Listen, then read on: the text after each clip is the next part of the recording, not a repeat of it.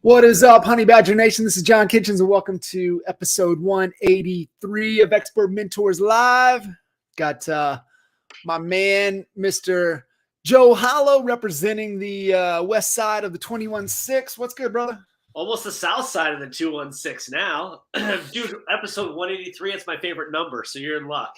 Hey, I can't. Hey, we timed it. We did it on purpose. I thought I was banned from this because it's been a long time. I know you're still the most regular guest we've ever had on the history of Expert Mentors Live. You and Alex, and so it's good to have you back on, brother. How are things? It's an honor, man. Things are awesome. Weather's changing here, and we are getting ready to rock and roll. Actually, we are rocking and rolling, but total upswing now. You got that little hockey stick happening. Good to hear. And, we've got so many dang honey badgers, and this group is growing exponentially. A lot of them know you, and a lot of them need to know you. So I'd love to you give a little context, a little background, and kind of what you're up to these days. Do I really got to go through the background again? Just a little bit. All right, cool. So here, long story, really, really long story short. Got licensed in 2008 by default, which is what you hear a lot. Just happened to get thrown into the industry, was in the architecture industry, and market came to a halt. So that way, that means Joel went from drawing about 250 houses a year to about 30. And but I love new construction, everything about it. Loved dealing with clients, listening to their goals, what they wanted in a house, putting it on paper, and then seeing basically dreams to reality. So it was very, very rewarding. A lot of money to be made, but then when the market crashed, there was not a lot of money to be made. There was nothing but a lot of money and bills piling up. And so I called one of my best friends, my mentor, my hero, my dad, and I go, "Hey, what do we do?" And he goes, "Here's the problem." He goes, "You own your own business and you got pride involved." He goes, "You need to swallow your pride and you got to figure something out for your family." So he goes, "Let's talk about it. What do you got in your arsenal?" I said, "Well, I took my real estate classes 6 years ago, but I never took the test." He goes, "Well, go take the damn test." Yeah. So I took the test, passed, and I had the idea of, hey, let's work with my builders. I have a great relationship. We love each other. I'm going to sit in their model homes. I'm going to do a little design build thing.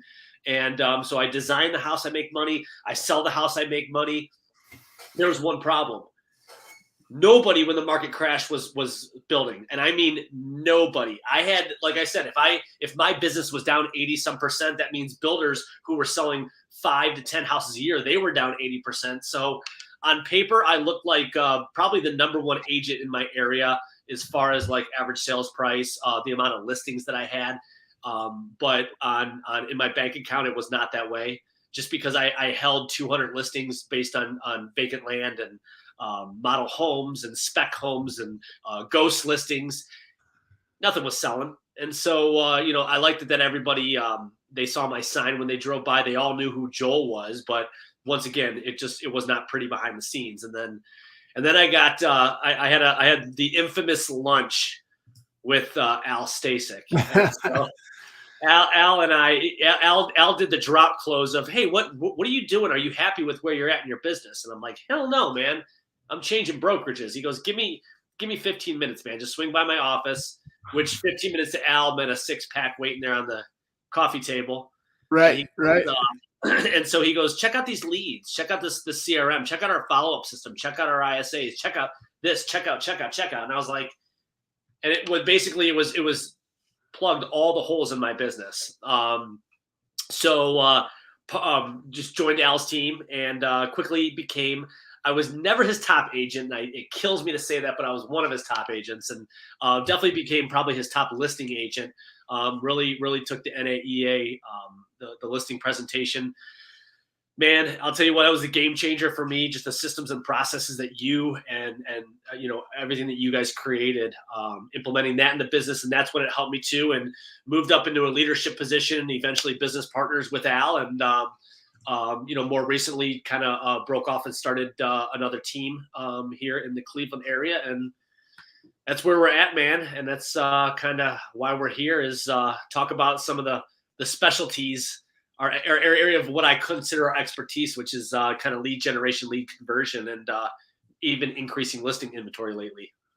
Yeah, I love it. I mean, I think this is so timely. I mean, I've had multiple conversations with clients the last, week, 2 weeks, and it's really identifying where you need the most help. And I remember sitting on a Coach Burt call, and he's like, hey, do you need more with your sales process, or do you need more with your follow-up?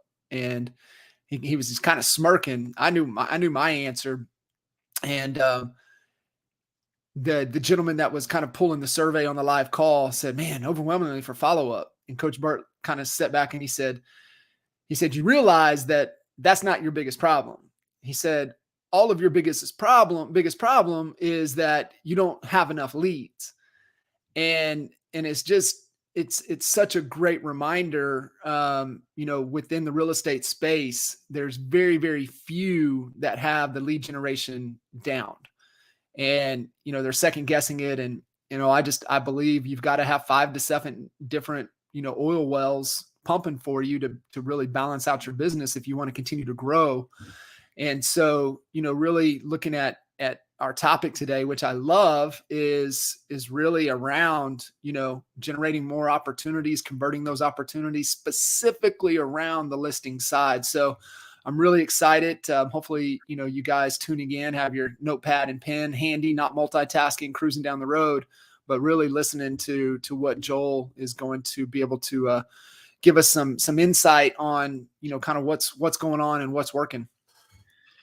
Man, I'll be honest with you. Like, the key word, the word that you've beat into my head for probably, I don't know, the last 8 years is differentiation. And that's the biggest thing, is that, what the mindset of the consumer and what they see, what a traditional real estate agent is compared to, what I'm talking like in the listing ball game. You're trying to get listings, you're making phone calls, you're talking to for sale by owners. What's going to differentiate you in your process and, really make you stand out in the crowd to make them want to go and obviously increase your listing inventory at the same time. So that's been the biggest thing for us, is making sure that we're differentiating. And I got a couple ninja techniques that are really putting for some phone calls that are coming in. But awesome. I mean, you nailed it. You got to have, in the listing ballgame, you have to have multiple different silos that are going to be providing for it. If you put your eggs in one basket and truthfully you're only working one funnel, maybe 2 funnels that they're kind of like interacting a little bit,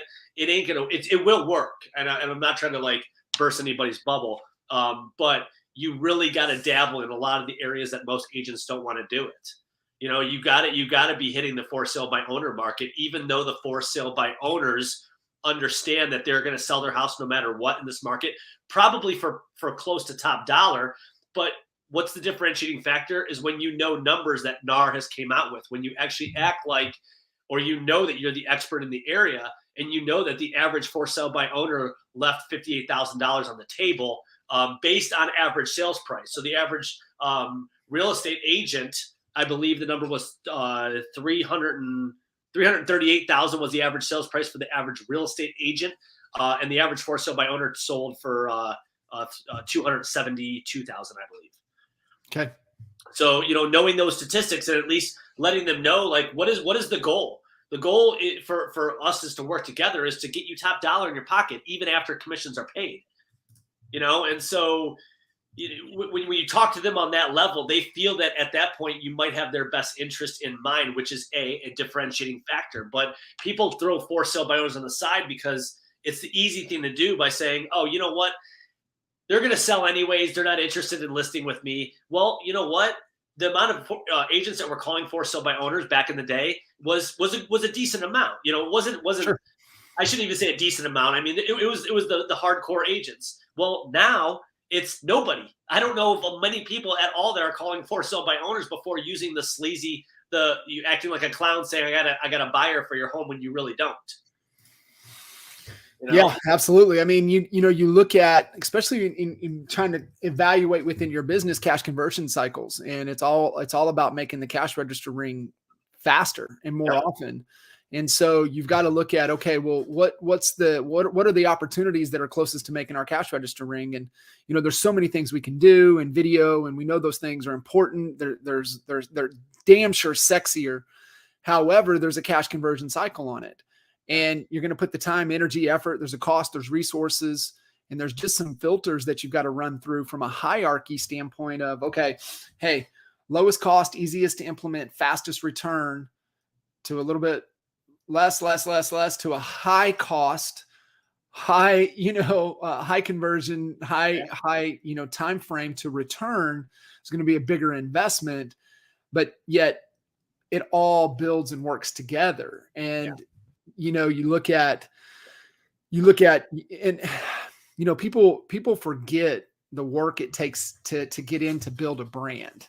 Yeah. And I remember talking with Harp about this, and it's just something that just kind of really resonated was, and I think the question was around, hey, where do I need to focus? Is it sales? Is it marketing?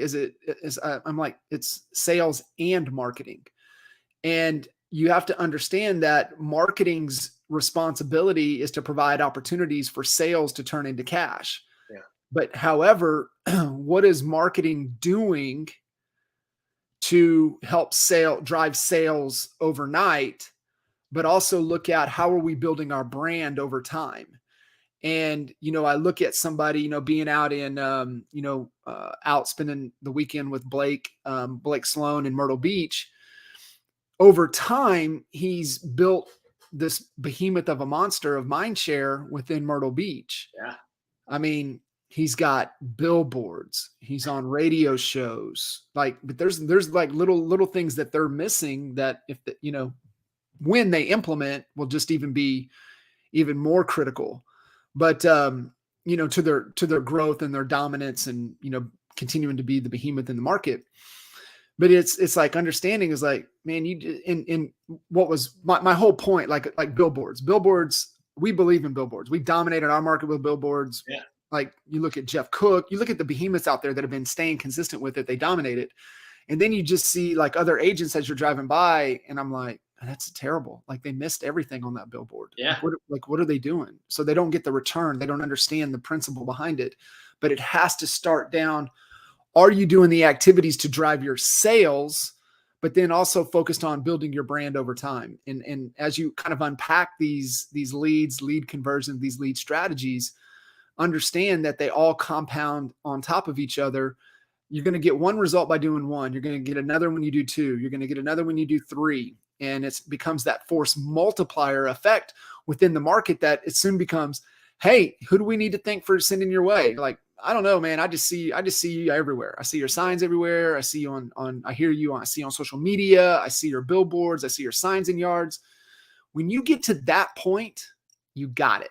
You're like, got it. I got mind share. And that's all we're striving for. So I just want everybody to understand as Joel's going through, he's giving you lowest cost, easiest to implement, fastest return to make our cash register ring. And it's not one silver bullet. They all work together, and you've got to build your business that you're able to stack and implement these, over time. It's funny you brought up Blake because I just got a memory 2 weeks ago that I was out at Myrtle Beach, golfing at Myrtle Beach Country Club. And I think I was on hole number 5 for some reason that rings a bell. And I turn around because it's right up against the main road. And I turn around and there's the big Blake Sloan. So I, of course, went and took a selfie and sent it over to him. But you're right. Here, what about this though?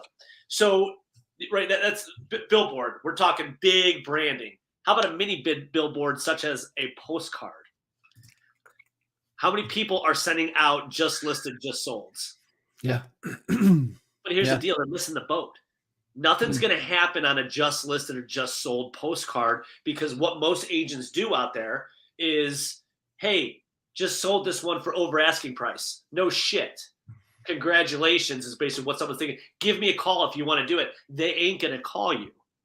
that nobody picks up the preferred method of communication that's out there. And, another thing that you've taught me is that people aren't going to pick up the phone in this day and age. Nobody answers their phone anymore. So instead, bring it to them. What would they rather, have? They would rather have it at the tips of their fingers with their cell phones. And what's been really working for some other people is that, farming a neighborhood. And then what are people curious about?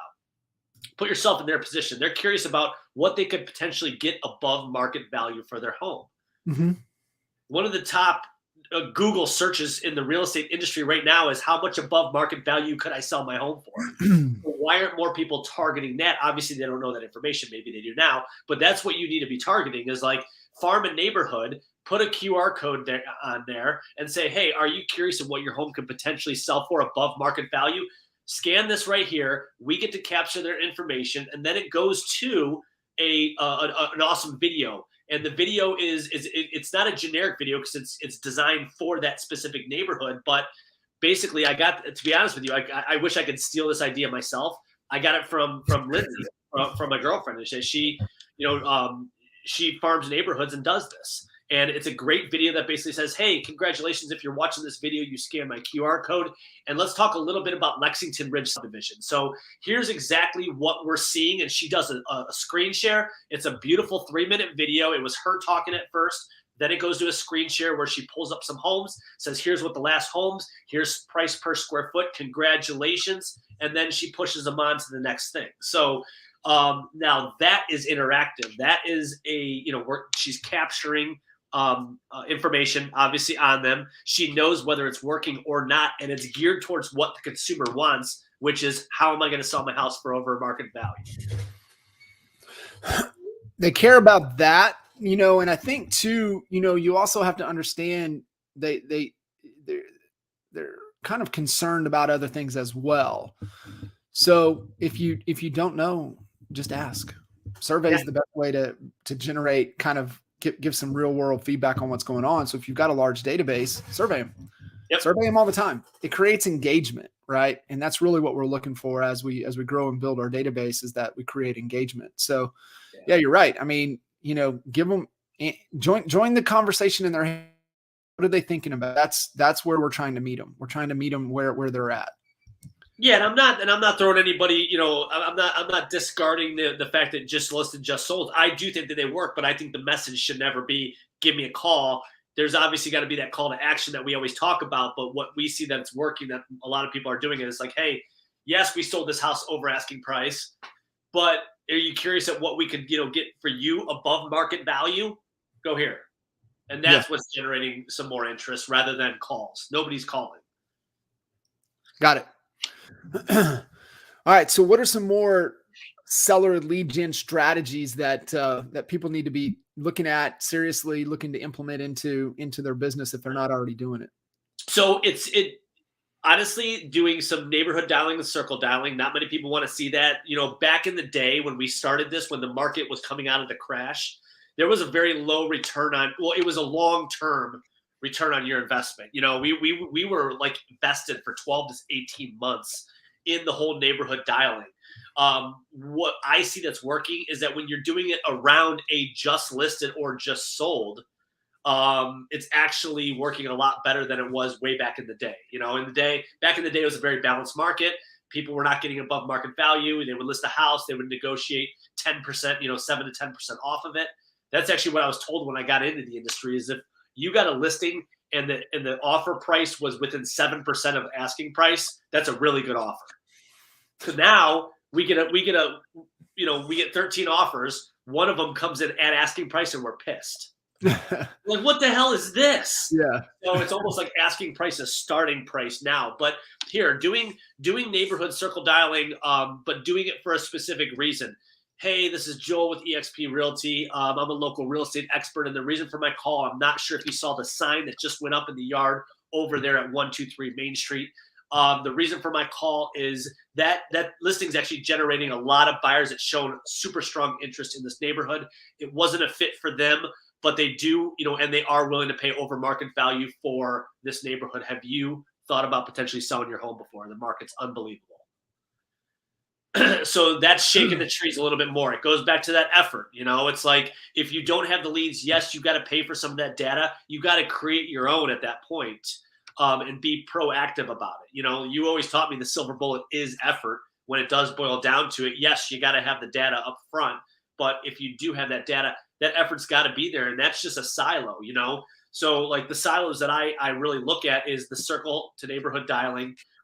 The biggest home run that we're having right now is the for rent by owners. Once again, you got to purchase that data. Whoever, we get it through Vortex, the Red X. For rent by owner is an awesome source right now because a lot of landlords want to get out. They want to cash out. So they put their house up.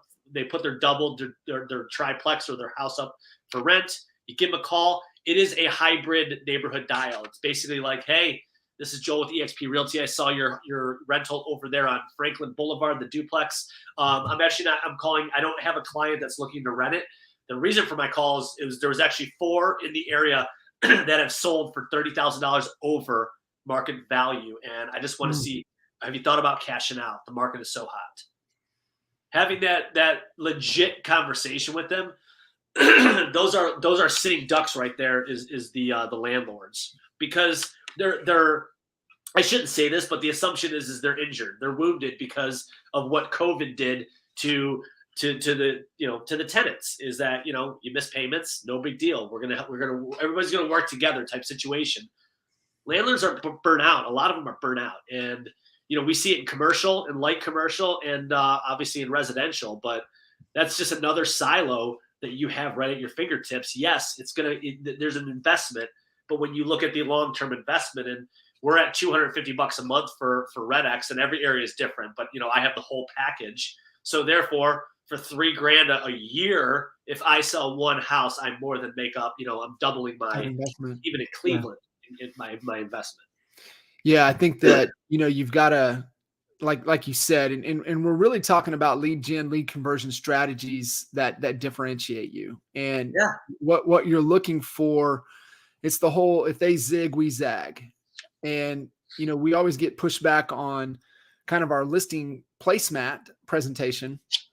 And the reason that we haven't changed it is because everybody else wants to use technology. They want to use, at the time when we built it, people were using, their laptops, then they transitioned to the iPads, and that's great. Good for, go with it. But the thing is that you want to be different. If everybody's doing this, you want to do that.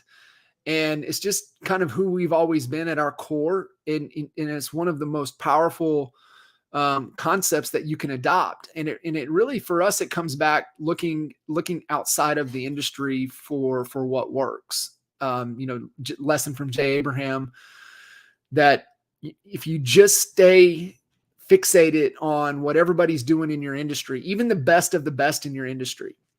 There was a large webinar last night that somebody held that I highly respect. I actually had the honor to work with him for many years as he was building to what he's built right now.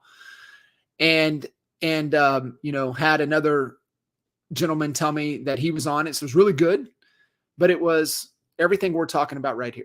It was about like being consistent, being disciplined, but these are the activities. So everything we're sharing, everything Joel's sharing it's not going to be like earth shattering. There is no magic pill. It's just that, are you disciplined enough to be consistent to do the activities every day? It's boring. It sucks. It's mundane, but that's where you get gains, and that's where you separate yourself. And so what Jay Abraham told us is that you're only going to see 6 to 7% gains, even if you pay attention to the best of the best in your industry. Where you have exponential growth is when you look at what's working outside of your industry, you adopt it and you bring it in. You apply it to what you're doing. That's where you see the exponential gains. So something to be aware of, guys. Yeah. Hey, what are the top dogs doing?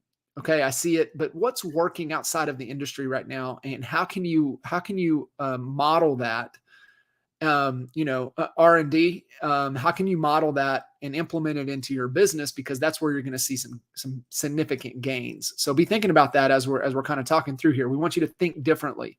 We want you to look out. How can you differentiate yourself from the market? Don't be like everybody else.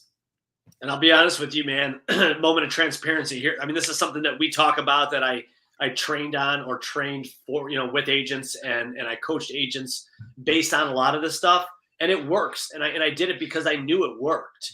But now I'm in the position where I'm doing it myself. And I have other people that I'm leveraging to do it as well. And so I'm seeing how well it works.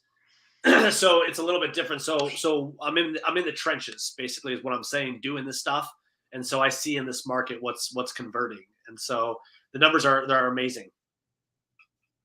Love it. Love it. So let's look at, the differentiation, any other key sources that folks need to be thinking about before we really turn into, maybe a couple more nuggets on how to have a really great conversation in today's market? Yeah. So another great thing that, URLs are so inexpensive. And I know I've brought this up before on this, but just hear me out. People see a value when something, I think, is personalized to them, maybe a subdivision that they live in, maybe an area that they live in, something that they're very prideful about. So URLs are so inexpensive. I mean, I'm talking, I'm buying the, and I get like the home evaluation thing was huge back in the day, faded away. I'm not saying that that's the case, but if you are doing things like targeting neighborhoods, go buy a URL. I used to own, I used to live in Sandstone Ridge, 582 houses that had a 10% turnover every single year. I knew that 50 to 60 homes were selling in that neighborhood, and I wanted a chunk of that damn pie. So I went out and I bought sandstoneridgehomevalues.com. Yes, is it a little bit long? Sure. It's a penny a month for the first year.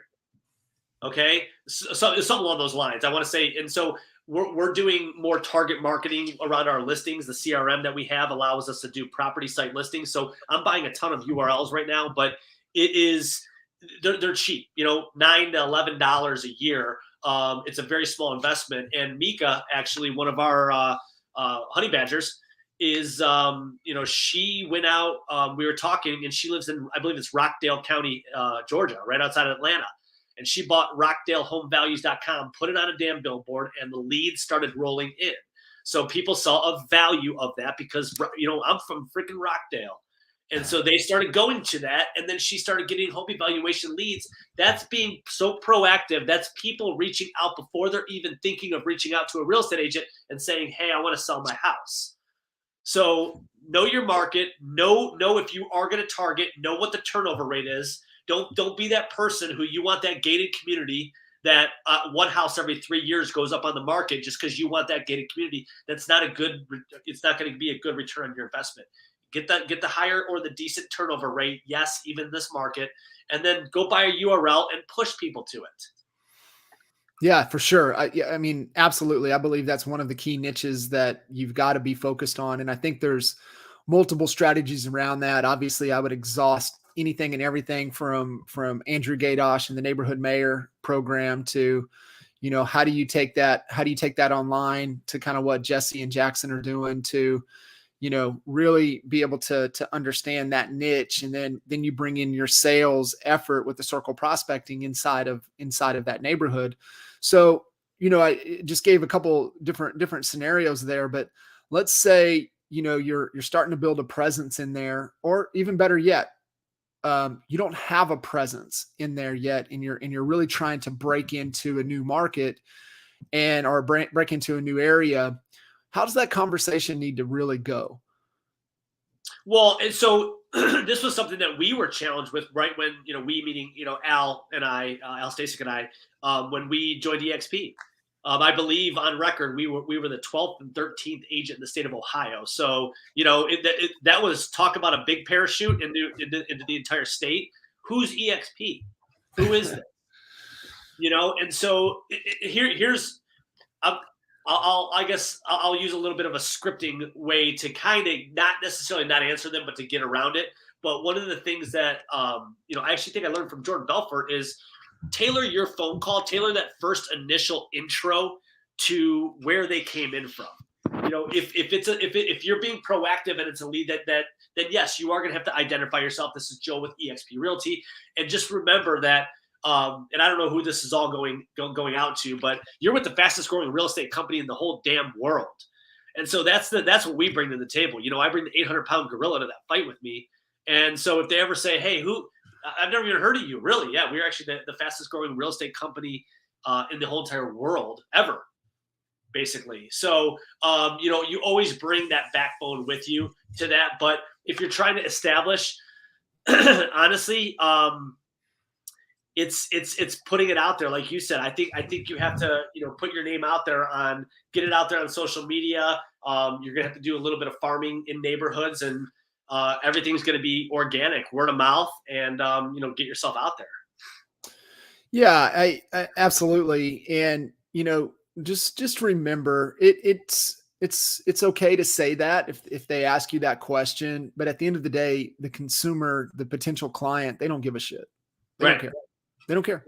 They don't care if you're ABC Realty. They don't care if you're K-Dub. They don't care if you're Remax, Century 21, EXP, Real. They don't give a shit. So just remember that. They don't care. Right. So what they do care about is what's important to them.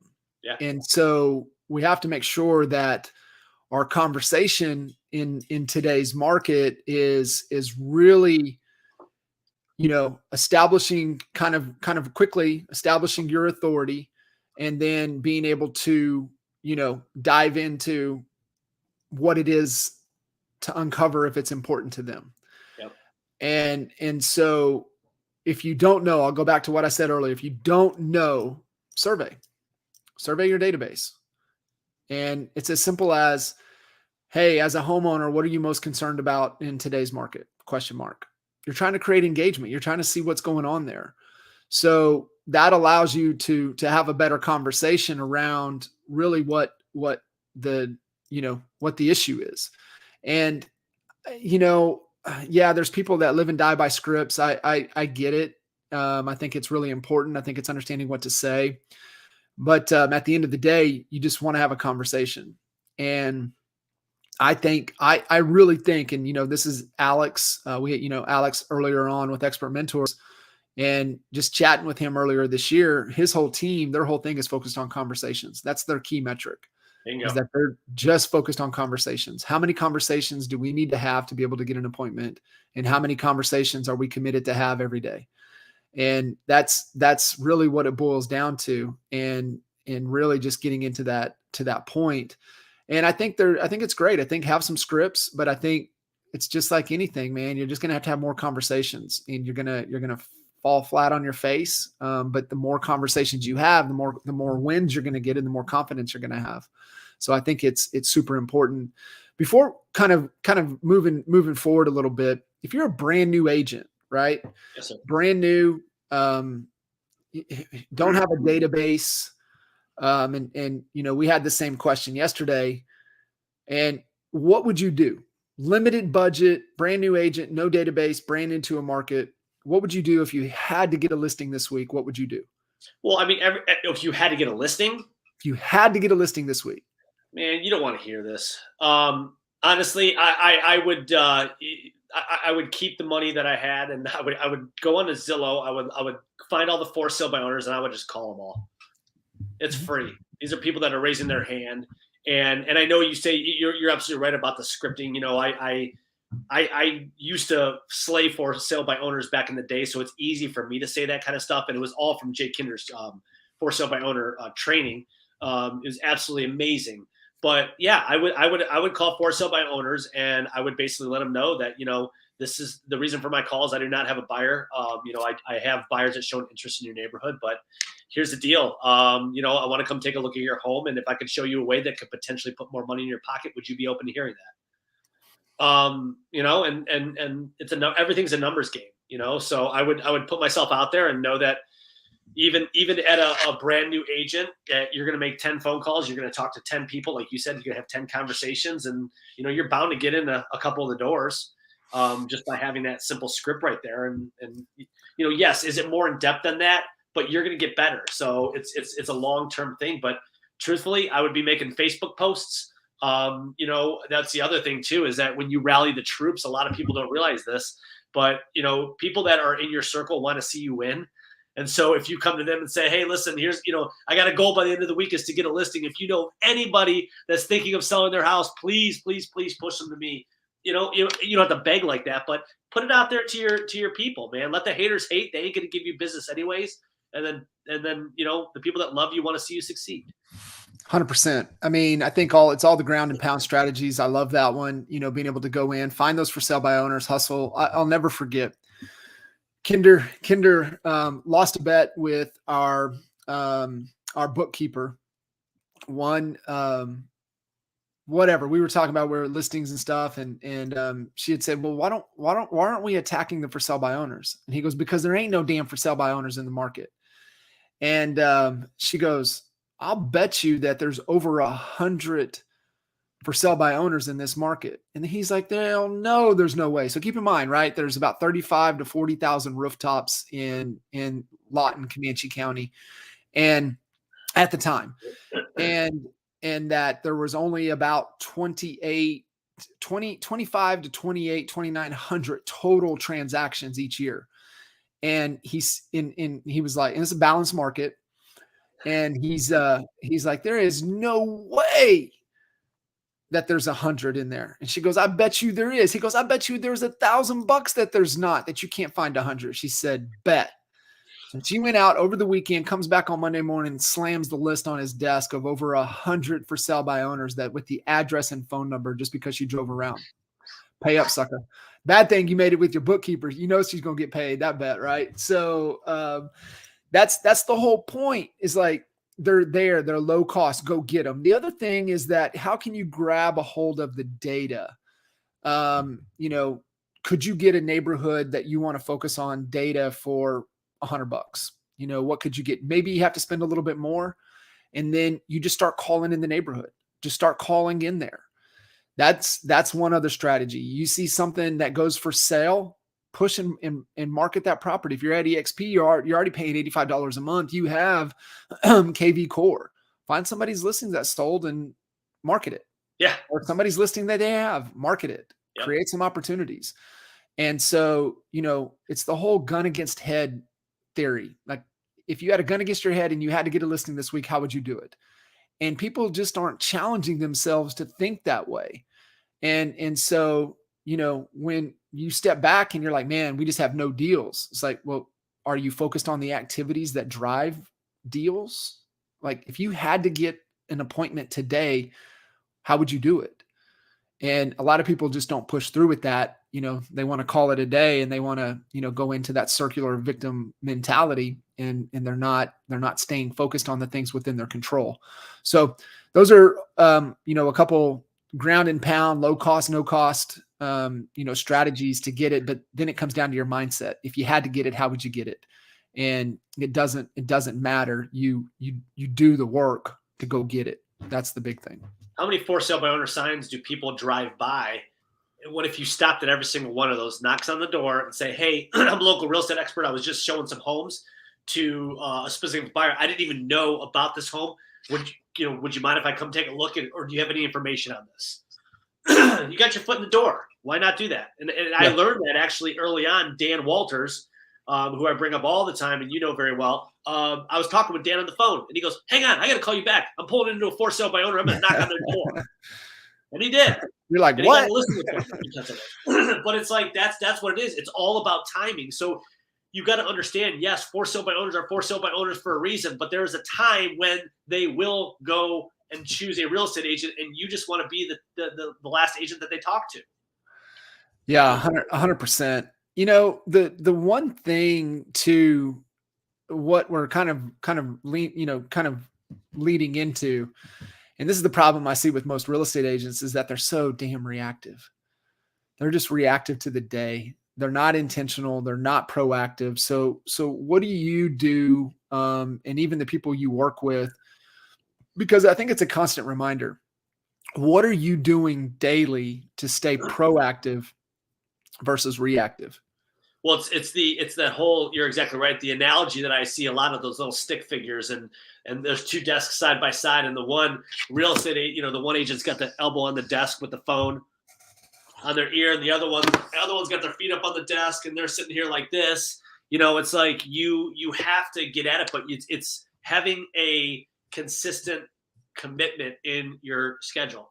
And so and then accountability. Honestly, that commitment and the accountability that follows it is amazing. You actually nailed it, I feel, when you were talking about Blake. It's was it Blake or Alex, where you said it's like, okay, how many conversations are we going to have today? You block out the time to do that. What is it going to be that it's going to be called and texts, and then report back how many conversations. And it's amazing what comes of this. And so we used to do a call block. A call night every single 2 weeks. Every 2 weeks for 3 hours. With what we were getting, the result, we should have been doing it every damn day.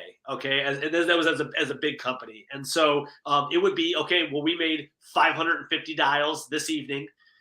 We had 70 conversations, and we set 4 appointments, and we set 12 nurture. Like, it was crazy how 1 3-hour call block could do that. But it's a sprint recovery, man. You know how that is.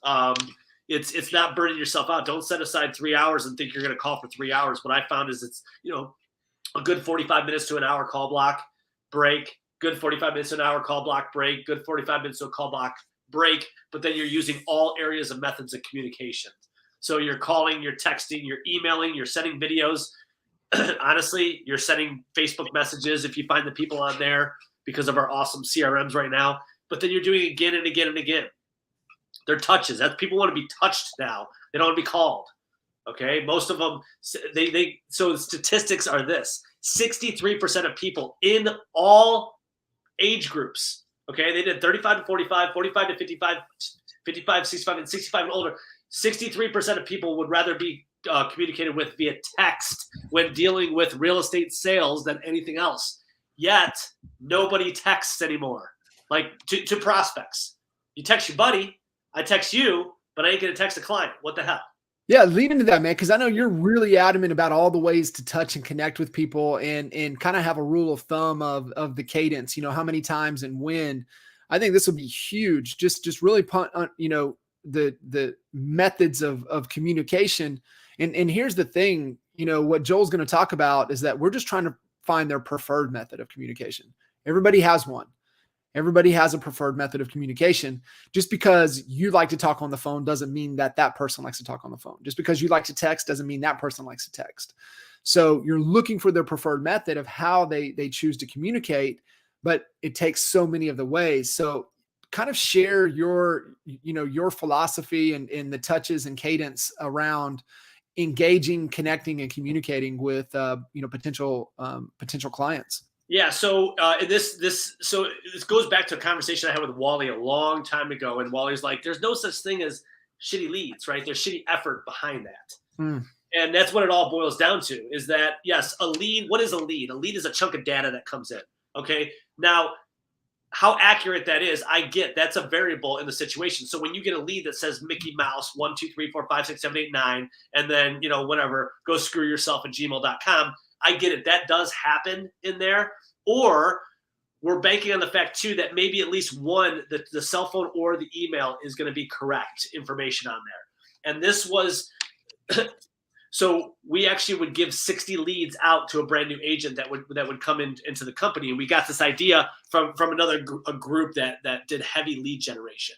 These are 60 of the worst leads in the whole entire Shark Tank, the pond, the bucket, whatever you want to call it. Some of them didn't even have cell phone numbers. This person had such a high contact rate. We're like, how the hell did you do that? He goes, well, all of these cell phone numbers were wrong, and I sent all of them a video via email. Basically said, hey, this is Joel at the home search site, and just wanted you to put a face to the name. I know you were registered a while ago to look at a home search. We haven't been able to get a hold of you because the cell phone's wrong, but continue to use the site. And then gave him a great thing, had a great contact rate, right? So then all of a sudden it dawns on us that there are other preferred methods of communication. So, and then it's the healthy rhythm of when you actually do it. I don't feel that you want to overdo it, but you have to. The top 5 that we have found is a call, a text, an email, a video, and then honestly a social media message. It could be LinkedIn, it could be Facebook, it could be Instagram, but everybody says, oh my gosh, you're a stalker. Well, no, I mean, it goes back to the Jordan Belfort method. They're either going to buy or they're going to die, Mm-hmm. And so I would rather have somebody tell me go to hell, and then I have another opportunity of trying to turn that around. Because listen, my number one goal is not to upset you. If you sound upset, I apologize. We're just a very aggressive group. And I assume that you had seen the market and that you want an aggressive group on your side. So, you can turn that around really easily. But yes, those are the top 5 methods. So it is the call. I argue with people all the time, and I'm going to stick to my guns on this one, but I'm open to being wrong. Do you leave a voicemail? Hell yes, you leave a voicemail. This actually, I don't know if you remember this. So we were in Atlanta doing the boot camp together. And this exact scenario happened. I just got done talking about, yes, you leave a voicemail. And the proper voicemail is to identify yourself, let them know why you're calling, and give them a preferred method of communication. Mm-hmm. Hey, this is Joel eXp Realty. Was calling regarding your home search. Saw you were on my website looking at homes in the Strongsville area. I just wanted to give you a call to maybe give you a link to my MLS. It's like a backstage pass to my MLS. But I'm also going to shoot you a text if that's an easier way to communicate. Well, somebody raised their hand and gave me pushback. We were always taught never to leave a voicemail. Okay, great. Well, during when I was up there talking about the presentation, I got a call from I want to say it was Conversion Monster or something like that. And we let everybody go to break, I looked at the phone and the voice to text came through, and it was the exact same voice. And I stopped everybody, go, listen to this. And I put it on the mic, and it was the exact same thing as I just said. I said, so a trained professional from a multi-million-dollar company is leaving the voicemail I just taught you guys to leave. Yep. But then you hit them with the preferred method. Follow it up with a text, email, send them a video. This is Joel over at the home search site. I'm a local real estate expert. Why don't you put a face to the name? I'm not a robot, because they get it. And then shoot them a social media message. 100%. And you're going to uncover how they respond back to you. And the thing is that, they don't see all of it. Right. They may uncover it in the future, but if you got a heavy person that texts all the time, I mean, we know this, you open a text, and if you don't respond right away, you close it gone. So, you just got to remember just kind of whatever the preferred method is. And yeah, I mean, everybody has their own opinion on the voicemail. I know nobody answers their phone. So right. Exactly. This is how Jay Abraham got us. This is how he got us. And I've bought into his methodology around voicemails. And his methodology around voicemails is, I'm going to have a relationship with your voicemail. And that's how he got us. And so when we first were uncovered who Jay Abraham was, it was through Tony Robbins, his Power Talks. We had bought one of Tony's programs. And then, you get on that subscription, they're sending you those things. And it was the most powerful conversation that I've heard around business was with Jay and Tony. And so we get into his funnel, and he's mailing us, we inquire about a program, we're getting emailed, and then he starts voice dropping us. Boom, boom. And it's that whole force multiplier. And then he dropped the voicemail on us, and Kinder's like, that's it. He hit us with another voice message. We're going to Anaheim. We're going to book the tickets. And that was just one of the most powerful lessons at the time of why you want to leave a voice message, especially when it's compelling and it's like, them engaging in, what's really going on. And it comes back down to kind of what we've talked about, being able to have a conversation in this market, but you've got to know what their pain points are. And you need to be speaking to the pain points. You need to be amplifying the pain point. And then you need to be talking about your proven system to help them overcome what they're trying to accomplish. That's why we have a proven, repeatable system backed by market research to help you sell your home for up to 18% more than traditional real estate agents, even in today's market. Yep. So it's really, you need to be able to one, articulate your value, but you also need to make sure that your value is solving the problem of the person that you want to do business with. Yeah, man. And I just think with everything that we have in technology, and like here, you nailed it with the whole voicemail thing, is like sales is based on emotions. They want to hear you, they want to see you, which is the video portion of it.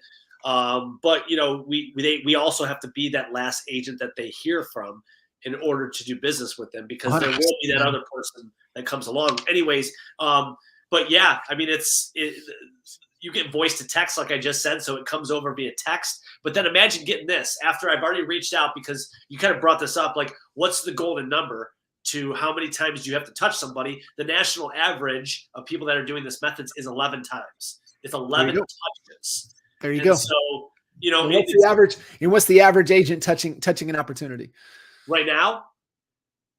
Dude, it's not even gonna be one. It's gonna be point something.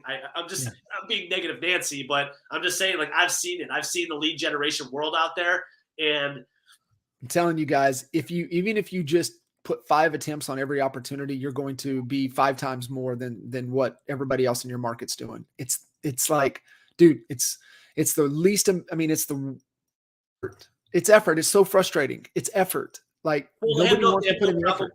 They have no problem making an effort and texting their once again, their friends, right? But if you just text, like, everything's a numbers game in real estate. Send 10 texts out to potential clients, future clients, not people that you already have a relationship.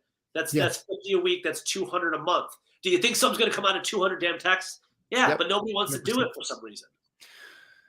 Joel, as we're kind of wrapping up this great episode of Expert Mentors Live, what do you want to leave, everybody kind of tuning in that will hear this again, that will hear this in the future? Like, what do you want to say, man? Hey, this is, you've got to get this right to really increase your leads, increase your lead conversion, and really, make sure that, you're hitting your real estate targets that you want to hit, specifically on the listing side.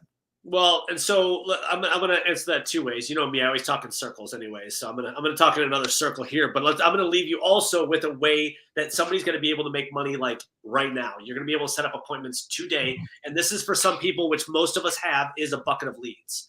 Okay. This goes back to Michael Reese said this, and it really stuck with me. And it's his shake the trees, voicemail and text that goes out, and you reach out to every single person in your bucket that you have and say, hey, this is Joel over at wherever they came from. This is Joel over at the home search site. And the reason for my call is we were just updating our data as we're entering the sales cycle here in quarter number 2. Just want to make sure that your data was correct in our system and that you were still in the market to either purchase or sell your home. If you don't mind, I'm also going to shoot you a text, but just give me a thumbs up or just let me know that you're still in the market. And I want to make sure you're also getting the correct homes or seeing the homes that are going to be coming on the market. That will make you money today. If you did that and you followed it up with the exact same text and you just did that and did that and did that, that will make you money today. That will shake the trees. Stay consistent. That's all it is. It's consistency. And you kind of said it too at the first part. It's like, do you think that you need better ninja techniques or scripting or dialogues or CRMs, or do you need better commitment and better effort on your end, consistency? And so we're humans. You're going to get better at anything the more that you do it.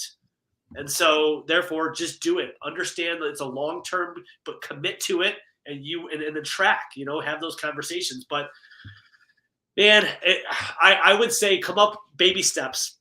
That's the biggest thing. Don't burn yourself out, because if you set a goal for yourself, like I was just talking to somebody the other day and they said the same thing. What would you do right now?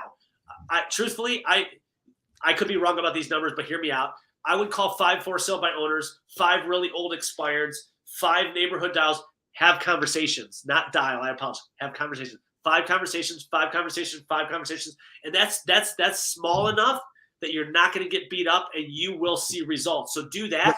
Like commit for, I would love to see you commit for a month. Commit to that for a week to 2 weeks and see what your following week is going to change. What's going to be in your schedule based on your efforts. Small efforts, big gains. I love it, brother. I appreciate you a ton. Anybody tuning in that wants to follow up with you, what's the best way to connect? How about Facebook? You can go to Joel. You could coachwithjoel.com if you want to, but yeah, shoot me a message on Facebook. Cool. Awesome. Brother, gold as always. Appreciate you. Appreciate you, man. Keep rocking, and we'll see you in the future for sure. Thanks for having me.